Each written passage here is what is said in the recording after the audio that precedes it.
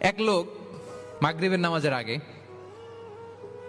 তার বন্ধুর জন্য দোয়া করতেছে, আল্লাহ আমার বন্ধুকে তুমি একটা সুন্দরী, রূপবতী, গুণবতী, নেককার, মুতিয়া, কানেতা, জামিলা, রায়া, একজন রূপবতী নেককার স্ত্রী দাও আল্লাহ। কতদিন ধরে তার বিয়েটা ঝুলে আছে, আল্লাহ তুমি ব্যবস্থা করে দাও, সুন্দরী, নেককার, আল্লাহওয়ালা। তো সে তো তার বন্ধুর জন্য প্রাণ ভরে দোয়া করতেছে, আর তার স্ত্রী, ওয়াইফ পাশেই ইফতারি রেডি করতেছিল। এই দোয়া শুনে মহিলা তো তেলে বেগুনে জ্বলে উঠছে, দৌড়ে আসে বলছে, এই তুমি কিসের দোয়া করো, রাখো। সে বেচারা মোনাজাতের মধ্যে তো ভরকে গেছে, ভয় বলে কি হইলো, আমি তো দোয়া করতেছি আমার বন্ধুর জন্য। তো মহিলা বলে, তুমি কি মনে করছো আমি হাদিসটা জানি না?